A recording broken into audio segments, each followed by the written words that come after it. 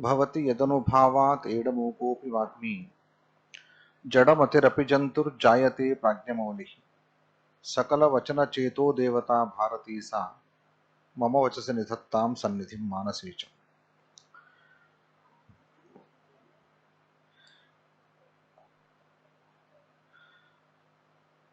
वैदिक विज्ञान केंद्र काशी हिंदू विश्वविद्यालय के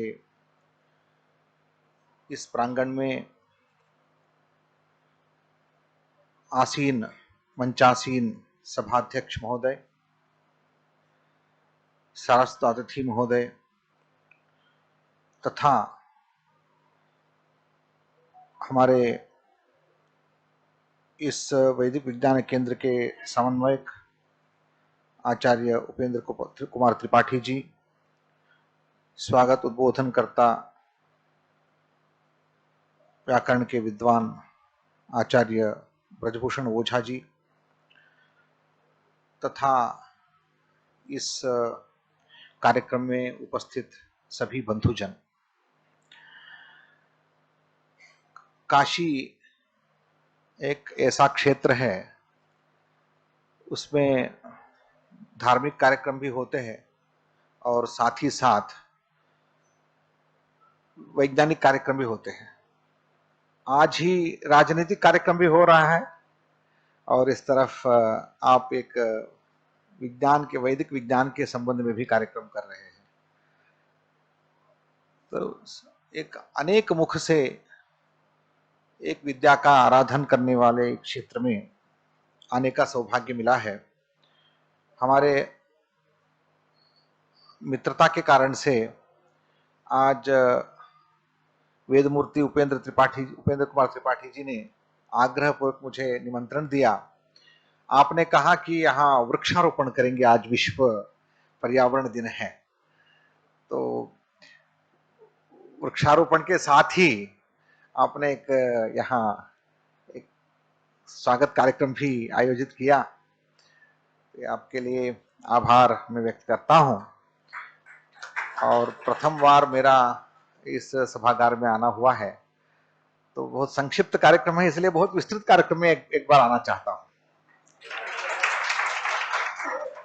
तो आज विश्व पर्यावरण दिन है। एक तरफ से हम बात करते हैं, पर्यावरण की बात करते हैं, लेकिन पर्यावरण की दृष्टि जो है, इस विषय पर भारतीय चिंतन, उसके बारे में हमें जानकारी लेनी है। खास करके क्षेत्रज्ञ के संबंध में भगवत गीता में जब बात आती है, क्षेत्र और क्षेत्रज्ञ को जानो। क्षेत्रज्ञ तो है, लेकिन क्षेत्र क्या है?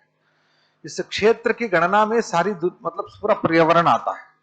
प्रकृति, महाभूतान्यहंकारः बुद्धिरव्यक्तमेव च इंद्रियाणि दशैकंच। इस व्यवस्था में जब हम देखेंगे तो मानव भी इसका एक अंग मात्र है। हम पर्यावरण को मानव के अतिरिक्त के रूप में, भिन्न प्रकृति के रूप में सोच रहे हैं। इसका मतलब है हम पर्यावरण की रक्षा हम करने वाले कौन होते हो? पर्यावरण की रक्षा करने वाले मानव कौन होता है? क्योंकि ये अहंकार है। मानव इस पर्यावरण के एक अंग मात्र है, अंश मात्र है। मैं यदि सोचता हूं, इस पूर्ण व्यवस्था को मैं नाश भी नहीं कर सकता हूं, रक्षा भी नहीं कर सकता, इतना सोचना है, तब पर्यावरण रक्षा अपने आप में हो जाएगी। आज हम इसको विभिन्न रूप से सोच रहे हैं और हमने वास्तविक रूप से यदि सोचेंगे तो इस पर्यावरण का नाश हमने किया, ये भी ठीक नहीं है, क्योंकि करने वाले हम कौन होते हैं? तो इतनी बड़ी प्रकृति में मानव एक अंश मात्र है। यदि हम सोचेंगे तो पूरी प्रपंच के व्यवस्था को हम देखेंगे, इतने जीव राशि, जीव जंतु व्यवस्था, सागर, समुद्र, नदियां, पर्वत, उनमें से मानव एक बहुत बहुत छोटा सा अंश है। तो इसमें हमारा जिम्मेदारी क्या है, इतना ही सोचना है। मतलब मेरे एक ज्ञानपूर्वक प्राणी होने के नाते मेरा एक धर्म बनता है। इसका मतलब है मैं प्रकृति का नाश भी नहीं कर सकता हूं, प्रकृति का रक्षा भी नहीं कर सकता हूं, पहला ये सोचना है। दूसरी बात, यदि मेरा कुछ भी नहीं है, लेकिन मेरा कुछ धर्म बनता है, क्योंकि मैं इस सृष्टि में एक ज्ञानवान प्राणी हूं। मेरे लिए कुछ धर्म होते हैं, तो उस धर्म का पालन करना मेरा कर्तव्य है। तो इस दृष्टि से पर्यावरण के बारे में यदि सोचना है तो हमें हमारा कर्तव्य के बारे में और हमारे धर्म के बारे में सोचना है। यदि हम सोचेंगे तो हमारे इस पर्यावरण के प्रति हमारी निष्ठा, हमारी दृष्टि बदल जाती है। मुख्य रूप से भारतीय दर्शन में हम यदि सोचेंगे तो अभ्युदय और निशेष की बात आती है। अभ्युदय, और बहुत सिंपल है, बहुत सिंपल है, लेकिन इस सिंपल चीज को हमें ठीक से हमने समझा नहीं, हमने समझाया भी नहीं प्रपंच को। अभ्युदय और निश्रेयस, जब हम सस्टेनेबल डेवलपमेंट की बात करते हैं तो उसका ट्रांसलेशन कैसे करना, लोग बहुत अलग अलग से ट्रांसलेशन करते हैं। पर सस्टेनेबल डेवलपमेंट यानी विकास, सस्टेनेबल यानी क्या होता है, संपोषेबल, कुछ तो कर। इसका सिंपल टर्म है अभ्युदय। हमारे प्राचीन परंपरा में, वैदिक परंपरा में इसको बहुत संक्षिप्त शब्द से कहा गया है अभ्युदय। उदय होता है, लेकिन उसके साथ अभी, मतलब परितः जितना भी है उसके साथ उदय होना चाहिए, खुद का उदय नहीं करना चाहिए। अभ्युदय है, इस अभ्युदय शब्द में ही सस्टेनेबल डेवलपमेंट है।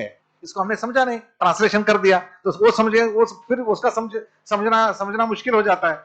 वैसे अभ्युदय शब्द से जो बताया गया है, तो धर्म के साथ, मतलब मेरा भी धर्म है, उसमें धर्म के साथ धार्मिक धर्म यानी हमारे रिलीजन नहीं है, मेरा कर्तव्य के रूप में मेरे देखिए, माँ को हम, मैं पृथ्वी को माँ मानता हूं, और पुत्रो हम अस्याहा, मैं पुत्र हूं, ये माँ है। और माँ के प्रति मेरे धारणा क्या होनी चाहिए, और मेरे माँ के अन्य पुत्रों के बारे में। इसलिए हमारे कश्यप ब्रह्म से जो जो निकले हैं, सरीसृप, नाग, पक्षी, ये सारे हमारे सहज बंधु है। तो सहज बंधुओं के साथ हमारे व्यवहार कैसे होना, इतनी मात्रा, हमारी दृष्टि बदलने से ही हमारे क्यों सृष्टि का इतना बड़ा विस्तार कहा गया है। तो ये केवल कहानी नहीं है। ये देखिए, हमारे बहुत सारे हिस्ट्री के लोग और ये लोग ऐसे बताते हैं पूरा विकल्प कहानी बताया गया है, तो कहानी नहीं है, दृष्टि बदलने की बात है। मतलब ये कश्यप ब्रह्म से सृष्टि की बात जब आती है तो ये कहानी नहीं है, कल्पित कहानी नहीं है। मेरे संबंध क्या है पूरी प्रकृति के साथ और अन्य प्राणियों के साथ, मेरा संबंध क्या है, इसको संबंध बनाने का, दृष्टि देने की प्रक्रिया है। तो इस तरह हमारी पुराण और वैदिक वांग्मय में जिस दृष्टि से प्रकृति को, प्रकृति के अंग के रूप में मानव को बताया गया है, उस मानव यदि अहंकार से प्रवर्तित हो रहा है तो उसको, प्रकृति को कुछ हानि नहीं हो रहा है, लेकिन खुद को हानि हो रहा है। ये इंपॉर्टेंट चीज है। मतलब मैं यदि मेरा कर्तव्य लोप कर रहा हूं, मेरा धर्म लोप कर रहा हूं, तो उसका अधर्म भोग करने वाला कौन है? मैं अकेला हूं। अधर्म का भोग मुझे भी मिलेगा, इसका मेरा पाप कर्म का फल मुझे मिलने वाला है। तो यदि मैं ऐसा सोचूं, प्रकृति में क्या होने वाला है, प्रकृति तो अपने आप में रक्षा कर देगी। मान लीजिए उसको ज्यादा भार हो जाएगा तो प्रकृति अपने आप को भूकंप कर लेगा और बाकी को निकाल देगा। तो प्रकृति का एक स्वभाव है, उस स्वभाव के अनुसार हम यदि वर्तन नहीं करेंगे, नष्ट होने वाले हम हैं। तो इस दृष्टि से मानव को खुद का कर्तव्य के प्रति होने के लिए एक वैश्विक दृष्टि देने वाली हमारी दृष्टि देने वाला हमारा वैदिक वांग्मय के आधार पर जो विज्ञान है, तो विज्ञान अपने आप में कोई चीज नहीं होता है। विज्ञान अपने आप में केवल कार्य कारण भाव संबंध को बताने वाला एक ज्ञान है, लेकिन दृष्टि देने वाली, हमारे गुरुजी एक उदाहरण देते हैं। हम अच्छे कार में बैठे हैं, बहुत अच्छा कार है, उसमें एक्सेलेटर है, बहुत वेग से जाता है और बहुत सुखासीन है, सारा है, लेकिन दो चीज नहीं है उसमें, स्टीयरिंग नहीं है, ब्रेक नहीं है। तो स्टीयरिंग नहीं है, ब्रेक नहीं है, तो ब्रेक यानी संयम नहीं है हमारे लिए, और स्टीयरिंग यानी हमारे लेने का मतलब कैसे किस दिशा में लेके जाए वो भी नहीं है। और हम बैठे हैं, अच्छे कार है, लेकिन स्टीयरिंग नहीं है, ब्रेक नहीं है, हेडलाइट नहीं है। चलो अब क्या करना है? तो हमारे तत्वज्ञान, वैदिक तत्वज्ञान हेडलाइट है, और हमारा ब्रेक जो है हमारा संयम है। मेरा खुद का संयम जो करना है वो, मेरा मन का संयम जो करना है वो ब्रेक है। और स्टीयरिंग व्हील जो होता है मेरा विवेक है, कितना मेरे चलना है, किस दिशा में जाना है, मेरा विवेक है। इन तीनों चीजों को यदि हम ठीक से उपयोग नहीं करेंगे तब हम आगे नहीं बढ़ेंगे, हम निश्रेयस की ओर नहीं बढ़ेंगे, अभ्युदय भी नहीं होने वाला है, अंततोगत्वा हम नरक सृष्टि करेंगे। इस दृष्टि से आज पर्यावरण की दृष्टि में दिन में कम से कम हम ये सोचे इस पर्यावरण के लिए प्रति मेरा कर्तव्य क्या है। इन्हीं शब्दों से मेरा धन्यवाद देना, नमस्कार।